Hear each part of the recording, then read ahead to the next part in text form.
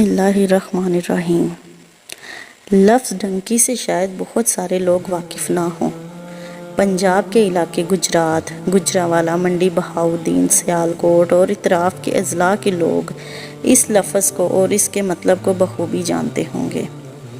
بلوچستان، ایران، ترکی کے راستے پیدل یا کنٹینروں میں بند ہو کر یونان جانے کو ڈنکی کہتے ہیں۔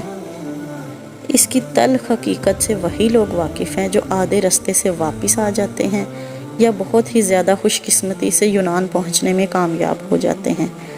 پنجاب میں نوجوان 10 سے 12 لاکھ یا اس سے بھی زائد روپے انسانی اسمگلروں کو دے کر اپنی موت کا سودا کرنے کا سفر شروع کرتے ہیں۔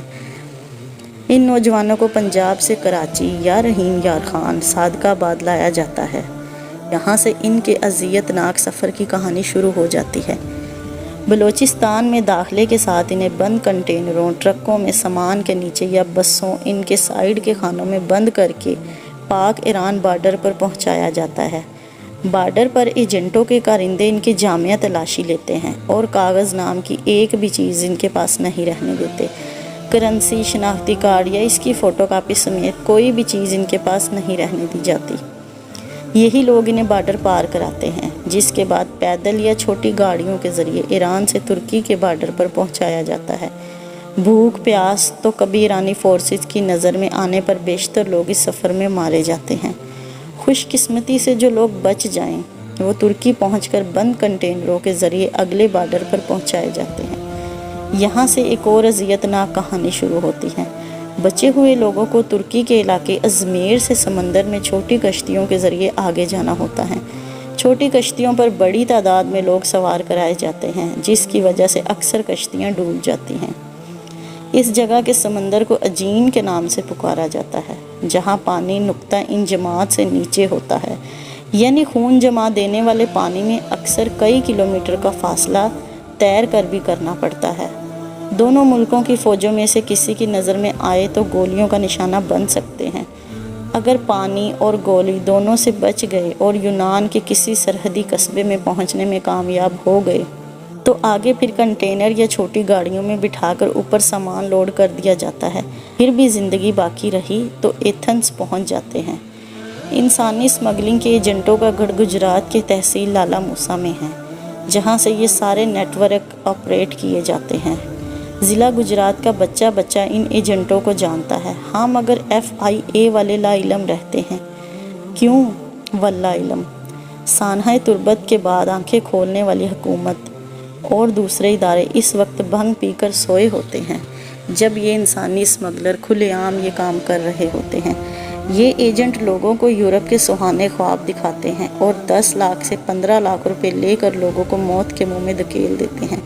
یہ لوگ ایران، ترکی یا یونان کے بارڈر پر گولیوں یا بھوک پیاس سے مارے جاتے ہیں، جن کا نہ کوئی واقعہ رپورٹ ہوتا ہے نہ کوئی کارروائی ہوتی ہے۔ ان کی لاشوں کو کفن تک میسر نہیں آتا اور بعض اوقات ان لاشوں کو چیل کوے کھا جاتے ہیں۔ وہاں سے لاشیں واپس آنے کا کوئی چانس نہیں ہوتا، کیونکہ ان لوگوں کے پاس شناخت نام کی کوئی چیز ہی موجود نہیں ہوتی۔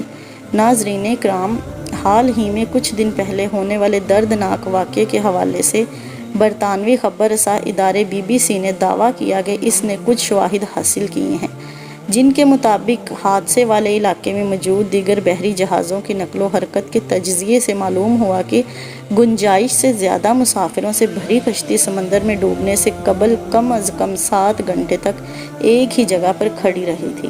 BBC نے اپنے دعوے کے حق میں میری ٹائم اینالیٹکس کے پلیٹ فارم میرین ٹریفک کی طرف سے ٹریکنگ ڈیٹا کی ایک کمپیوٹر اینیمیشن کا حوالہ دیا، جس کے اعداد و شمار میں کشتی ڈوبنے سے قبل سمندر کے اس مخصوص علاقے کی سرگرمیوں کی مکمل نشاندہی کی گئی تھی۔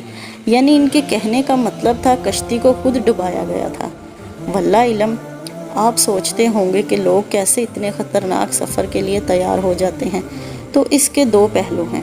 ایک تو بے روزگاری یا روزگار کے کم مواقع، اور دوسرے کا ذمہ دار ہمارے والدین اور مجموعی معاشرہ ہے۔ جب نوجوان اپنے ارد گرد دیکھتے ہیں کہ ہمارا کزن، پڑوسی، فلاں رشتہ دار بیرون ملک ایسے ہی ڈنکی لگا کر گیا ہے، تو پھر ان کی ساری سوچ صرف ایک ہی نقطے پر مرکوز ہوتی ہے، اور وہ جس طرح بھی ہوں، جیسے بھی والدین کو مجبور کیا جاتا ہے کہ مجھے بھی یورپ بھیجا جائے۔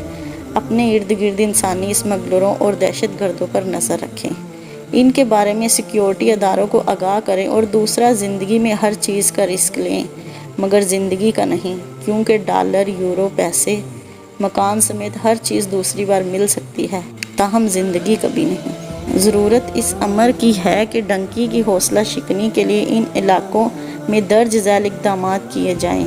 اسکول اور کالج کی سطح پر ایک مؤثر پروگرام شروع کیا جائے اور طلباء کو ڈنکی کے مضمرات اور نقصانات سے آگاہ کیا جائے۔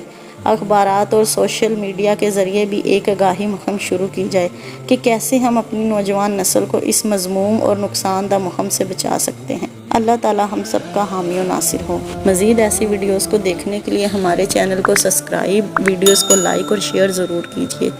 اللہ حافظ۔